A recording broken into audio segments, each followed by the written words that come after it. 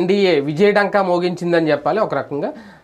జార్ఖండ్కి సంబంధించి ఎందుకు వైఫల్యం, ఎక్కడ ఏం జరిగిందనేది ఒకటి. మహారాష్ట్రలో కంప్లీట్గా అంటే ఇక్కడ హేమాహేమీలు ఉన్నారు ఈ కూటమిలో ఒక రకంగా. ఇప్పుడు గెలిచేయడం ఒక ఎత్తు అయితే, గెలిచిన తర్వాత ముఖ్యమంత్రి అభ్యర్థిగా ఒక పక్క ఫడ్నవీస్ వర్గం తాను కావాలనుకుంటున్నారు, షిండే వర్గం షిండే కావాలనుకుంటున్నారు, అజిత్ పవార్ ఎవరికి వాళ్ళు తమ వాళ్ళే సీఎం కావాలి అనేది. కాకపోతే భారతీయ జనతా పార్టీ ఫడ్నవీస్కి ఎక్కువ అవకాశం ఇచ్చే ఛాన్స్ ఉంటుంది అనేది కూడా కొంతమంది చెప్తున్నమాట. అసలు ఏం జరగబోతోంది, గెలుపును ఎలా చూడాలి, భారతీయ జనతా పార్టీకి ఇది ఎంతవరకు బూస్ట్ ఇచ్చే అంశం, రేపు జమిలీ ఎన్నికలకు ఎటువంటి నిర్ణయం తీసుకోవాలనేది ఓవరాల్గా వీటి మీద చర్చించే ప్రయత్నం చేద్దాం. సరే, ఒక రకంగా మరాఠాలో జై కొట్టారు మోడీ అని అనుకోవాలా, లేదంటే కూటమి కాబట్టి ఈ స్థాయి విజయం సాధించింది అని అనుకోవాలా మహాయుతి? ఒక రకంగా చెప్పాలంటే అసలు ఇది సాధిస్తుంది అన్న నమ్మకం భారతీయ జనతా పార్టీకి సంబంధించినటువంటి ఇది రాష్ట్రాల నాయకులకు ఉందో లేదో కూడా డౌటే. అదేంటి ఎగ్జిట్ పోల్స్ గంటాపదంగా చెప్పినాయి కదా. ఎగ్జిట్ పోల్స్ని కూడా నమ్మే పరిస్థితి కాదు కదా. మన హర్యానాలో అందరూ చెప్తే ఒక రకంగా వచ్చి ఛత్తీస్గఢ్ వచ్చింది కదా. ఎందుకంటే neck to neck situation main trouble ఎక్కడొచ్చిందంటే మొన్ననే జరిగినటువంటి పార్లమెంట్ ఎన్నికల్లో వాళ్ళకి ఎక్కువ సీట్లు రావడం. కాంగ్రెస్ పార్టీ, ఎన్సీపీ శరద్ పవారు, శివసేన షిండే, అందులో కొత్త గుర్తులతో వెళ్ళి సాధించారు వాళ్ళు. ఇంకా అయిపోయింది పని అనుకున్నారు. అదే వీళ్ళకి ధైర్యం కూడా. తీరా చూస్తే ఈ రిజల్ట్ అయితే అనూహ్యం. మామూలుగా అత్యవసర దగ్గర 150 160 అనుకున్నారు, కానీ 220 దాకా అన్నటువంటిది ఊహించండి కూటమికి. అది అనూహ్యం. ఈవెన్ మీరు ఆ ఎగ్జిట్ పోల్ సర్వేలో కూడా అంత లేదు. ఒక్క యాక్సిస్ మై ఇండియా వాడొక్కడే కరెక్ట్గా చెప్పాడు ఆ రేంజ్లో వస్తాయి. మిగతా వాళ్ళందరూ తేడా వచ్చింది. పాయింట్ అలా ఏంటంటే నరేంద్ర మోడీ తక్కువగా ప్రచారం చేశాడు మహారాష్ట్రలో. మామూలుగా ఇదివరకు మొత్తం తన పేదనే నడిపేవాళ్ళు. ఒక వ్యూహాత్మకమైనటువంటి కథ నడిపారు. మోడీని క్రమంగా తగ్గిస్తున్నారు ప్రచారాలకి. అంటే అతను వెళ్ళినప్పుడు పూర్తిగా పార్టీ యంత్రాంగం మొత్తం అతని మీద కాన్సన్ట్రేషన్, అతని ప్రోగ్రామ్ మీద కాన్సన్ట్రేట్ చేస్తే ఇంటింటికి పోవడం, ఈ టైంలో అనుసరించాల్సిన వ్యూహాలు వర్కౌట్ కావట్లేదు, చేయలేకపోతున్నారు. అది దెబ్బతినేసింది గతంలో. పార్టీ నిర్ణయం. దాంట్లో భాగంగా మోడీ అవసరమైనంత మేరకే చేస్తాడు. ఆయన సభలు లిమిటెడ్. గతంలో మొత్తం మోడీనే అనే స్టేజ్ నుంచి మోడీ కూడా అనే స్టేజ్ తీసుకొచ్చారు. అది ఒక ఆస్పెక్ట్. రెండవది, మొన్న మహారాష్ట్ర, ఉత్తరప్రదేశ్, తర్వాత హర్యానా, ఈ 3 భారీ ఎదురుదెబ్బ. ఎందుకు అంటే ఆర్ఎస్ఎస్ని వీళ్ళు నిర్లక్ష్యం చేయడంతో వాళ్ళు వదిలేశారు. 2014 నుంచి అధికారంలోకి రావడానికి కారణం అవుతున్నటువంటి ఆర్ఎస్ఎస్ని లైట్ తీసుకోవడం ప్రారంభించింది బీజేపీ నాయకత్వం. అదే ఆర్ఎస్ఎస్ నుంచి వెళ్ళినటువంటి అమిత్ షా, నరేంద్ర మోడీలు లైట్ తీసుకోవడం ప్రారంభించారు. వీళ్ళు వదిలేశారు. మొన్న వదిలేస్తే ఫలితం ఎట్లుంటుందో చూసింది ఇప్పుడు భారతీయ జనతా పార్టీ పార్లమెంట్. దాంతో మళ్ళీ వీళ్ళు వాళ్ళ దగ్గరికి వెళ్ళటము, మాట్లాడుకోవడం, దానికి తోడుగా ముస్లిం పోలరైజేషన్ పెరిగిపోయి హిందువుల ఉనికికే సమస్య వస్తున్నటువంటి పరిస్థితి కొన్ని రాష్ట్రాల్లో పెరుగుతోంది. అందులో Maharashtra one of the third place అవ్వాలి. ఫస్ట్ ఉత్తరప్రదేశ్, రెండోది దాని పేరేంటది మన బెంగాల్. సరే, ఉత్తరప్రదేశ్ దారికి తెచ్చుకున్నారు, బెంగాల్ వీళ్ళ వల్ల కావట్లేదు. ఇది మహారాష్ట్ర మూడవది. ఈ మహారాష్ట్రలో అసలు వాస్తవంగా ఉత్తరప్రదేశ్ లాంటి చోట్ల లేకపోతే కనుక బెంగాల్ లాంటి చోట్ల ఏంటంటే కాస్త ఈ వాసనలు ఎక్కువ ఉంటాయి. ఇది జయప్రకాష్ నారాయణ్ ఆనాటి ఉద్యమ స్ఫూర్తి, లేదా సెక్యులరిజం పేరుతో హిందుత్వం అనేటటువంటిది వన్ ఆఫ్ ద పార్ట్గా చూస్తారు తప్పించి ఇదే ప్రధానంగా చూడరు అక్కడ. ఆ ఇంపాక్ట్తో తేడా వస్తుంది. కానీ ఎప్పుడైతే మైనారిటీ పోలరైజేషన్ జరిగి అవమానించబడుతున్నారు హిందువులు, అవహేళనకు గురవుతున్నారో, లేదా ప్రత్యేక హక్కులు వాళ్ళకు వస్తున్నటువంటి కాన్సెప్టు ఇక్కడ వీళ్ళనేమో దెబ్బతీస్తున్నారో, అక్కడి నుంచి ఒక చర్చ ప్రారంభమైంది. ఆ చర్చని కరెక్ట్ అయినటువంటి దారిలో తీసుకెళ్లడంలో ఆర్ఎస్ఎస్ సక్సెస్ అయింది. ఇంటింటికి భారతీయ జనతా పార్టీ ఆర్ఎస్ఎస్ సంబంధించిన కార్యకర్తలు చేరడం అనేది ఒకవైపు అయితే, ఉట్టి సిద్ధాంతాలతో వర్కౌట్ కాదు, దానికి సంక్షేమం యాడ్ కావాల్సిందే అన్నటువంటిది నిరూపించారు అక్కడ. ప్రతి మహిళకి 2100 రూపాయలు ఇంటికి డబ్బులు ఇచ్చారు అక్కడ నెలకి. నెలకి 2,100 చెప్పిన ప్రతి నెల డబ్బులు వేశారు. ఇది ఒకటి మహిళల్లో ఒక ఫీలింగ్ క్రియేట్ అయింది. రెండవది వచ్చేటప్పటికి ఈ ఆర్ఎస్ఎస్ ఇంపాక్ట్ ఒకటి బాగా పనిచేసింది. దానికి తోడు నరేంద్ర మోడీని తక్కువ ప్రచారం చేయించడం ఒకటి. ఇవన్నిటికీ తోడు శరద్ పవార్, ఇటు పక్కన మన ఇతను ఉద్ధవ్ థాకరే, వీళ్ళిద్దరూ పార్టీలో చేసిన తప్పు ఏంటంటే సీనియర్ లీడర్లని వీళ్ళు అంటే ఓ రకంగా చెప్పాలంటే పుత్ర ప్రేమలు పుత్రికా ప్రేమలు నాశనం చేసి తమ వారసుల చేతులకి పార్టీలు అప్పచెప్పాలనుకున్నారు. ఉద్ధవ్ థాకరే గాని శరద్ పవార్ గాని. అజయ్ అటు పక్కనేమో సుప్రియా సూలేకి అప్పచెప్పాలనుకున్నాడు ఇతను. అతను వచ్చేటప్పటికి ఆదిత్య థాకరేకి అప్పచెప్పాలనుకున్నాడు.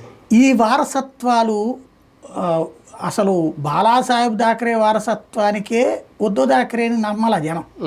దానికి సాక్ష్యం అతను 144 సీట్లు పోటీ చేస్తే 57 అతను పనికిరాడు అనుకున్నారు.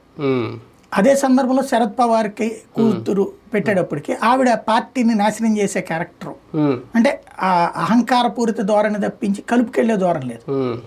ఈ ఇద్దరిది యాటిట్యూడు పార్టీలో ఉన్నటువంటి సీనియర్లు అవతలకి వెళ్ళిపోవడానికి కారణమే వాళ్ళు ఇటు షిండే గ్రూప్లోకి శివసేన రావడం, అటు పక్కన అజిత్ పవార్ గ్రూప్లోకి వాళ్ళు వెళ్ళడం జరిగింది. నేనైతే అక్కడ మన పార్లమెంట్ ఎన్నికలను చూసిన తర్వాత అనుకున్నది వాళ్ళని చీల్చడం నచ్చలేదు అక్కడ ప్రజలకి అనేది. అయితే ఇప్పుడు ఆ తర్వాత వాళ్ళిద్దరు కొడుకు కూతురు పట్ల చూపిస్తూ ప్రేమ ప్రవర్తించినటువంటి తీరు నచ్చినట్లేదు జనానికి. కార్యకర్తల నాయకులది అయిపోయింది ఆల్రెడీ. ఇప్పుడు జనాలకి నచ్చినట్లేదు వారసత్వ కాన్సెప్ట్. దానికి తోడు ఎప్పుడైతే విడిపోతే నాశనం అవుతాం అనేటటువంటి నినాదాలు, కలిసి ఉంటే మాత్రమే బ్రతుకుతాం, కలిసి ఉంటే బ్రతుకుతాం అనేటటువంటి నినాదం యోగి, విడిపోతే నాశనం అవుతాం అనే నినాదం మోడీ, ఇద్దరు అక్కడ చెప్పింది చర్చ ప్రారంభమైంది. దానికి తోడుగా పాల్గర్లో సాధువుల్ని చంపించినటువంటి ఘనచరిత్ర శివసేన ఉద్ధవ్ థాకరేది. ఉద్ధవ్ థాకరే ముఖ్యమంత్రిగా ఉన్నటువంటి సందర్భంలో చంపింది కూడా ఎవరు? ఎన్సీపీ వాళ్ళు. అక్కడ ఉన్నటువంటి వాళ్ళు పోలరైజ్ సాధువుల్ని చంపారు, పోలీసుల సమక్షంలో చంపారు. దాని మీద అసలు ఎలాంటి చర్య లేదు. అలాంటివి బాగా నెగిటివ్ అయినాయి. అవన్నీ కూడా క్రమంగా ఓ రకంగా చెప్పాలంటే హిందువులకి ఉనికికి సంబంధించినటువంటి సమస్య అయింది. ఇవన్నీ బాగా ఉపయోగపడ్డాయి. వాస్తవంగా ఫార్ములా అక్కడ మహారాష్ట్ర ఒక ప్రయోగశాలగా మార్చారు కాంగ్రెస్ పార్టీ, బీజేపీ. హిందుత్వ ప్రయోగశాలగా బీజేపీ ఆర్ఎస్ఎస్ కలిసి ప్రయోగిస్తే, అంటే దానికి కారణం మైనారిటీ ప్రయోగశాలగా అక్కడ ఇది చేయటం. ఏనాడు బాలాసాహెబ్ థాకరే అక్కడ ముస్లిం వర్గాల నుంచి హిందువులను కాపాడేవాడిగా అక్కడ పరిచయం. అట్లాగే మరాఠాల యొక్క దీనికోసం పోరాడినోడు బాలాసాహెబ్ థాకరే. వాళ్ళ అబ్బాయి వచ్చి ఈ పాల్గర్ లాంటి ఇష్యూతో పాటుగా మైనారిటీ బుజ్జగింపు స్టేట్మెంట్ ఇస్తూ హిందువులను అవమానించడం, చివరికి దీపావళిని కూడా విమర్శించే స్థాయికి ఉద్ధవ్ థాకరే లాంటి వాడిని ఆశిస్తామా మనం? హిందూ వ్యతిరేక స్టేట్మెంట్లు పదే పదే ఇవ్వడం, అయోధ్యకి కూడా పోలా. అయోధ్య అసలు ఆ రోజున బాబర్ కట్టడం కూల్చిన వాళ్ళలో ముందుంది మేమే అని ప్రకటించినోడు, అసలు కూల్చింది మేమే అని ప్రకటించినోడు బాలాసాహెబ్ థాకరే. ఆ రోజున అందరూ బీజేపీని విశ్వ హిందూ పరిషత్ని వీళ్ళని అంటారు, కూల్చింది మేము, వాళ్ళందరూ వెనకాల ఉన్నారు, అసలు కూల్చింది మేము అని ప్రకటించినోడు బాలాసాహెబ్ థాకరే. వాళ్ళ అబ్బాయి వచ్చి అక్కడ కట్టిన అయోధ్య రామ మందిరానికి వెళ్ళడానికే నిరాకరించినటువంటి పరిస్థితి అంటే తర్వాత ఇప్పుడు పోవడం అనేది ఒక ఆస్పెక్ట్. అది కూడా వెళ్ళడానికి మళ్ళీ 100 రకాలైనటువంటి ఇష్యూస్.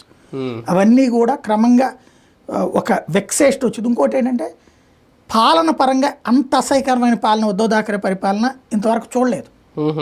మహారాష్ట్ర అనేటటువంటిది ఫైనాన్షియల్ క్యాపిటల్. అది అలాంటి చోట్ల వ్యాపారవేత్తలు బెదిరించి అంబానీని చంపడానికి కుట్ర పన్నింది ప్రభుత్వంలో ఉన్నటువంటి ఒక సస్పెండ్ అయిన పోలీస్ అధికారి. అంబానీని డబ్బులు డిమాండ్ చేశాడు చంపకుండా ఉంటానికి, పారిశ్రామికవేత్తలను డబ్బులు డిమాండ్ చేశారు. ఇవన్నీ ఓపెన్ సాక్ష్యమైనవి. అంటే ఇంకో పక్కన ఆదిత్య థాకరే డ్రగ్స్, అమ్మాయిలు, సుశాంత్ సింగ్ రాజ్పుత్ సూసైడ్ అని చెప్పి క్లోజ్ చేశారు కేసు, అతని చంపించినటువంటిది ఇతనేననేటటువంటి ఫీలింగు. ఇవన్నీ కూడా అంటే వీళ్ళిద్దరూ కూడా పుత్ర ప్రేమ పుత్రికా ప్రేమతో తమ బిడ్డల తప్పుల్ని వెనకేసుకొస్తుంటే ఇలాంటి వాళ్ళ పాలన అనేది వాళ్ళకి నచ్చల. దాంతో పాటుగా వీళ్ళని దించినటువంటి భారతీయ జనతా పార్టీ నేతృత్వంలో వచ్చినటువంటిది అవును. కూటమి కరెక్ట్గా పరిపాలించింది, వీళ్ళైతేనే కరెక్ట్గా పరిపాలించగలరు అనేటటువంటి ఒక నమ్మకం ఏర్పడింది. అంటే షిండే మార్క్ ఉందా మొన్నటి వరకు, అది ఇప్పుడు కలిసి వచ్చిందా? షిండే ఇంపాక్ట్ పెద్దగానే నేను ఇందులో బీజేపీ ఇంపాక్ట్ మేజర్, అది షిండేకి కలిసి వచ్చింది. ఇప్పుడు బీజేపీ 150 సీట్లోనే చేసింది, దాదాపు 120-122 దాకా కొడుతుంది. అదే షిండే వాళ్ళు దాదాపు 85-90 చేశారు, వాళ్ళు కొడుతుంది 35-40 ఆ రేంజ్లోనే కదా. అంటే దాన్ని బట్టి షిండే గ్రూప్కి వీళ్ళకంటే కూడా అజిత్ పవార్ గ్రూప్ కంటే వాళ్ళు తీసుకున్న సీట్లలో పర్సంటేజ్ పరంగా చూస్తే తక్కువ గెలిచినట్టు, బీజేపీ గెలిచిన పర్సంటేజ్తో చూసుకుంటే. కాబట్టి అది బీజేపీ ఇంపాక్ట్ వీళ్ళకి పనికి వచ్చింది వీళ్ళిద్దరికి. కూటమిలో ఉండి బీజేపీ ఇంక్రీజ్ అవుతుందా దాదాపు 120 స్థానాల వరకు గెలుచుకోవడం అంటే?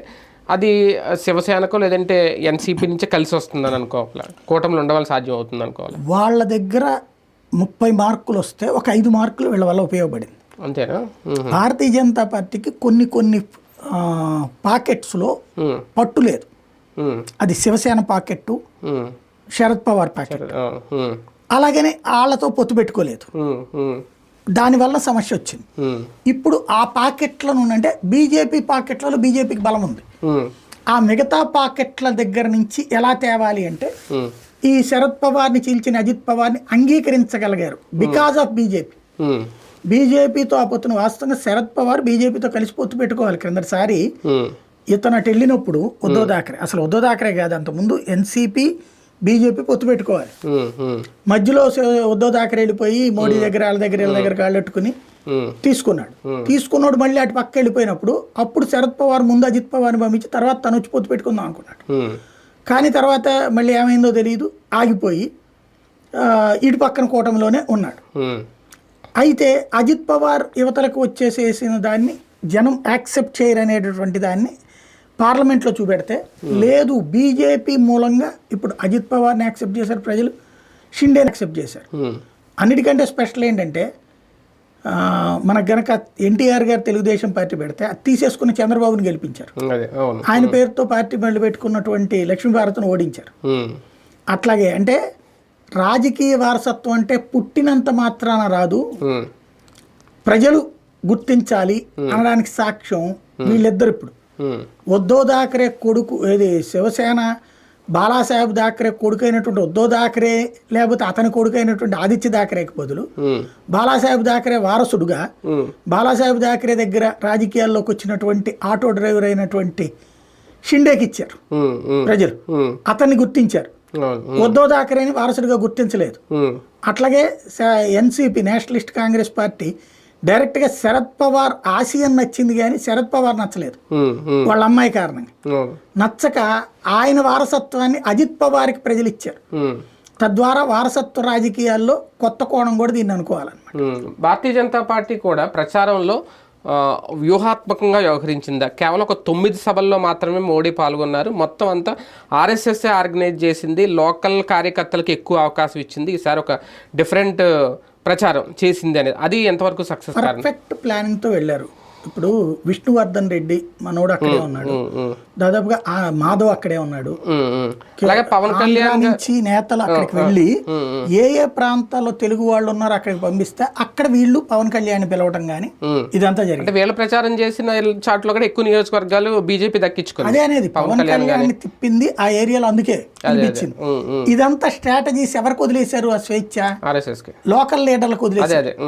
ఆర్ఎస్ఎస్ ఇన్వాల్వ్ కాల, అదేం చేయలేదు. ఆర్ఎస్ఎస్ ఎప్పుడు అట్లా ఆర్గనైజ్ చేయదు, పార్టీని ఆర్గనైజ్ చేయమంటది, వాళ్ళు తోడెళ్తారు లేదా వాళ్ళకి కేటాయించి నువ్వు ఈ ఏరియాలో ప్రచారం చేయంటే అది చేస్తారు, అంతేకాదు నువ్వు ఇట్ట చెయ్యి అని చెప్పరు వాళ్ళు. ఎందుకంటే ఆ లీడ్ ఆ స్వేచ్ఛ నీకే ఉండాలంటారు పార్టీకి. ఆర్ఎస్ఎస్ ఇదిగో నీకు 500 మంది స్వయం సేవకులను ఇస్తామయ్యా, ఎక్కడ తిరగమంటావు నువ్వు చూసుకో అంతే. లేదు వీళ్ళు వెళ్ళి అడిగితే సలహా చెప్తారు, అంతే తప్పించి వాళ్ళుగా ఇన్వాల్వ్ గారు. ఇక్కడ వాళ్ళు పార్టిసిపేట్ చేసింది ఏంటంటే స్వయం సేవకులు అందించడం. అదే సందర్భంలో ఇదంతా వ్యూహం భారతీయ జనతా పార్టీది. ఈ వ్యూహానికి తగ్గట్టుగా ఆర్ఎస్ఎస్ సహకరించింది. అక్కడ ఏ ప్రాంతాల్లో ఇది అనేది మెయిన్ ఏంటంటే కంచుకోటలు బద్దలైనవి. విదర్భ అనేది కాంగ్రెస్ కంచుకోట, అక్కడ దెబ్బతిన్నది కాంగ్రెస్ పార్టీ. అట్లాగే శివసేన కంచుకోటలు దెబ్బతిన్నాయి. కాబట్టి ఓవరాల్గా కథ మారింది అక్కడ. కానీ సీఎం అభ్యర్థి ఎవరనే విషయంలో ఇప్పుడు ఏమన్నా తర్జన భర్జన జరుగుతుందా 3 పార్టీల మధ్య ఏమన్నా? నాకు అది నవ్వు వచ్చింది. మొన్నేమో షిండే నేను ముఖ్యమంత్రి పదవి రేసులో లేనన్నాడు, ఫడ్నవీస్ నేను లేనన్నాడు, అజిత్ పవార్ నేను లేనన్నాడు. అంటే తద్వారా అందరూ ఒక్క తాటి మీద ఉన్నారు, గెలిచిన తర్వాత చూసుకుంటారు అన్నటువంటి కాన్సెప్ట్. ఎందుకంటే క్రిందసారి ఉద్ధవ్ థాకరే నేను ఉన్నానన్నాడు, బీజేపీ ఎవరు లేరని చెప్పి ఇవ్వట్లేదని చెప్పి. అంటే బీజేపీ ఎప్పుడు అభ్యర్థిని ముందు ప్రకటించదు కదా, చెప్పలేదు. కొన్నిసార్లు చేస్తుంది. ఇప్పుడు యోగిని క్రిందసారి ప్రకటించారు కదా, అంతే. అట్లాగుండా శివరాజ్ సింగ్ చౌహాన్ ప్రకటిస్తారు, అట్లాగే ఇప్పుడు మొన్న షైనీని ప్రకటించారు అతనేనని. వాళ్ళు ప్రకటించాలనుకుంటే ప్రకటిస్తారు, వద్దు అనుకుంటే వద్దు, అంతే. ఇక్కడ ప్రకటించలేదు ఈ డిస్ప్యూట్ రాకుండా. గెలవగానే వచ్చేసింది ఎవరికైనా. ఇప్పుడు షిండే కొడుకు మా నానే సీఎం, ఆయనే సీఎం అంటుంది. ఇతను షిండే అయితే డైరెక్ట్ స్టేట్మెంట్ ఏమంటాడు, ఇది నెల ముందే చెప్పారు. షిండే చెప్పిన పదం నాకు నవ్వు అనిపించింది.